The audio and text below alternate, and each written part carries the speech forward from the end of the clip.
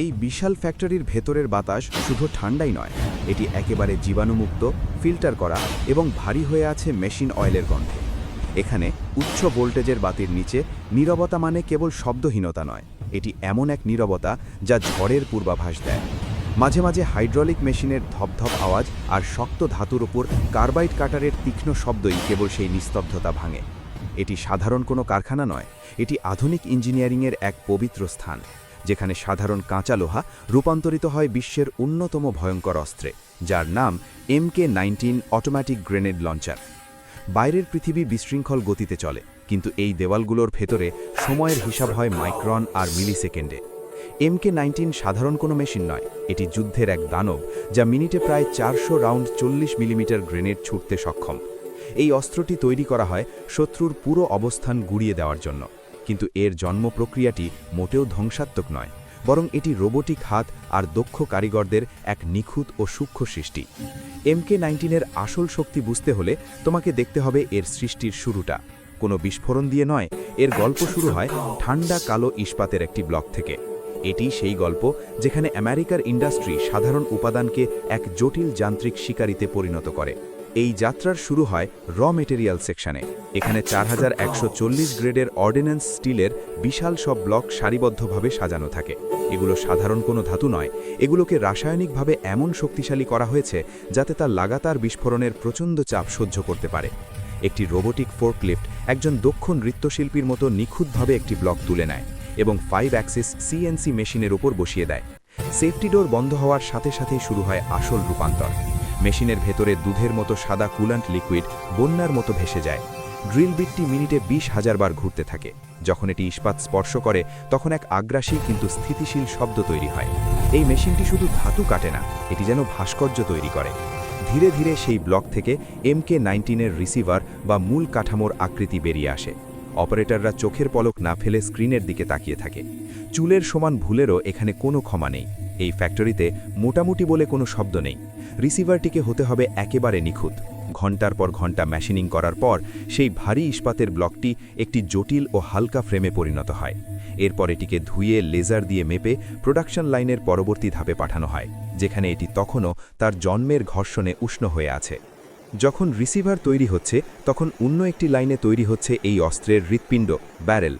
Chromium মলিবডেনামের শক্ত একটি রডকে drilling মেশিনের মাঝখানে বসানো হয়। এই প্রক্রিয়াটি ধীর ও অত্যন্ত যন্ত্রণাদায়কভাবে নিখুঁত।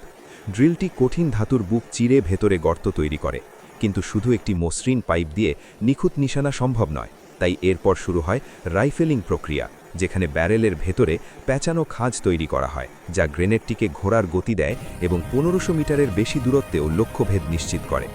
একই সময় হিট ট্রিটমেন্ট উইংয়ে তৈরি হচ্ছে বোল্ট অ্যাসেম্বলি। এটি সেই হাতুড়ি যা পুরো অস্ত্র সাইকেল চালায়। লাল টকটকে আগুনের চুল্লিতে 1600 ডিগ্রি ফ্যারেনহাইট তাপমাত্রায় এগুলোকে পোড়ানো হয়। এরপর যখন এগুলোকে হঠাৎ করে তেলের মধ্যে ডোবানো হয়, তখন বাষ্পের এক বিশাল কুণ্ডলী তৈরি হয়। এই থার্মাল শক বোল্টের ওপর অবিশ্বাস্য শক্ত এক আস্তরণ তৈরি করে, যা হাজার হাজার বার নড়াচড়া করলেও একটুও ক্ষয় হয় না। ম্যানুফ্যাকচারিং ফ্লোর এবার ভারী মেশিনিং থেকে সরে আসে সূক্ষ্ম যন্ত্রাংশের দিকে।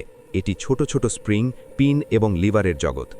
MK-19 একটি ওপেন বোল্ট সিস্টেম, যার মানে এটি সঠিক টাইমিংয়ের ওপর নির্ভরশীল। টেকনিশিয়ানরা আতশ গাছের নিচে কাজ করেন, তারা সিয়ার এবং ট্রিগার মেকানিজম অ্যাসেম্বল করেন। এগুলোই মানুষের সাথে মেশিনের সংযোগ চালায়। প্রতিটি স্প্রিংয়ের টেনশন পরীক্ষা করা হয়, প্রতিটি পিন ঠিকমতো বসেছে কিনা দেখা হয়। ফিড ট্রেটি রিসিভারের ওপর লাগানো হয়। ইঞ্জিনিয়াররা এটিকে এমনভাবে ডিজাইন করেছেন যেন বালি, কাদা কিংবা বরফের মধ্যেও এটি জ্যাম না হয়ে গ্রেনেড লোড করতে পারে। এখানে এসে অ্যাসেম্বলি লাইনের যান্ত্রিক গতি কমে যায়, রোবটের জায়গা নেয় মানুষের হাত। ধাতুর সেই যান্ত্রিক শব্দ, ক্লিকের শব্দ, কাভার স্লাইড করার শব্দ একজন অভিজ্ঞ কারিগরের কানে তৃপ্তি দেয়। উৎপাদনের ভিন্ন ভিন্ন ধারা, রিসিভার, ব্যারেল, বোল্ট এবং ট্রিগার গ্রুপ সব শেষে এসে মিলিত হয় ফাইনাল অ্যাসেম্বলি স্টেশনে। এখানকার পরিবেশ যেন কোনো প্রার্থনালয়ের মতো পবিত্র। এটি এখন আর কেবল কিছু যন্ত্রাংশের সমষ্টি নয়, এটি একটি সত্তায় পরিণত হচ্ছে। একজন মাস্টার আর্মারার রিসিভারটি হাতে নেন। তিনি ভারী বোল্টটি হাউজিংয়ের ভেতর স্লাইড করে দেন। তেলের ওপর দিয়ে সেটি মসৃণভাবে চলে যায়, আর সাইকেল করার সময় একটি ভারী ও আশ্বস্তকর শব্দ হয়। ব্যারেলটি তার জায়গায় বসিয়ে বড় রেঞ্জ দিয়ে লক করা হয়। শেষে পেছনের দিকে লাগানো হয় আইকনিক স্পেড গ্রেপস, সেই হাতল যা গানার যুদ্ধের ময়দানে শক্ত করে ধরে রাখে। পুরো অস্ত্রটি দাঢ় ধূসর, ম্যাট ফিনিশ এবং দেখতে ভয়ঙ্কর। এটি আলো প্রতিফলিত করে না, বরং শুষে নেয়। এটি এখন আর লোহা নয়, এটি এখন কাইনেটিক শক্তির এক জমাট ব্লক। কোনো অস্ত্রই এই ফ্যাক্টরি থেকে পরীক্ষা ছাড়া বেরোয় না। প্রতিটি MK-19কে মাটির নিচে থাকা একটি কংক্রিটের বাংকারে ফায়ারিং রেঞ্জে নিয়ে যাওয়া হয়। সেখানে এটিকে একটি বিশেষ ফিক্সচারে মাউন্ট করা হয়। অপারেটর ব্লাস্ট শিল্ডের পিছনে দাঁড়ান এবং বোতামে চাপ দেন। মুহূর্তেই অস্ত্রটি গর্জন করে ওঠে। চোখের পলকে বোল্ট সামনে যায়, রাউন্ড ফায়ার হয় এবং খালি খোসাটি ছিটকে বেরিয়ে আসে। হাই স্পিড ক্যামেরায় প্রতি সেকেন্ডে 5000 ফ্রেমে এই দৃশ্য ধারণ করা হয়। ইঞ্জিনিয়াররা স্লো মোশনে দেখেন কোনো ত্রুটি আছে কিনা। ফ্লোরে পিতলের খোসাগুলো জমে এক চকচকে স্তূপ তৈরি হয়। ব্যারেল থেকে ধোঁয়া ওঠে, বাইরের তেল পুড়ে যায়। অস্ত্রটি তার কঠিন পরীক্ষায় উত্তীর্ণ হয়েছে।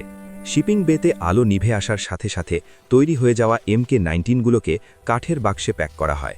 এগুলোকে পাঠানো হবে বিশ্বের বিভিন্ন প্রান্তের আর্মারিতে। এগুলো হয়তো মরুভূমির কোনো গাড়ির পেছনে থাকবে, কিংবা ট্রপিক্যাল রেইন ফরেস্টের কোনো পেট্রোল বোটে, কিংবা উত্তরের কোনো বরফ ঢাকা আউটপোস্টে। শিফট পরিবর্তনের সাথে সাথে ফ্যাক্টরি ফ্লোর শান্ত হয়ে যায়, মেশিনগুলো ঠান্ডা হয়। কিন্তু এই প্রক্রিয়াটি একটি চক্রের মতো। আগামীকাল নতুন স্টিল আসবে, নতুন আগুন জ্বলবে। এটি কেবল উৎপাদন নয়, এটি বিশৃঙ্খলার মুখে নিখুঁত থাকার একটি প্রতিশ্রুতি। এই ইস্পাতের ঠান্ডা জ্যামিতি আর চুল্লির আগুনের মাঝে আমরা খুঁজে পাই এক অদ্ভুত সৌন্দর্য, যা হলো কার্যকারিতার সৌন্দর্য। অনিশ্চিত পৃথিবীতে এই ফ্যাক্টরি একটি জিনিসেরই নিশ্চয়তা দেয়: মেশিনের নির্ভরযোগ্যতা।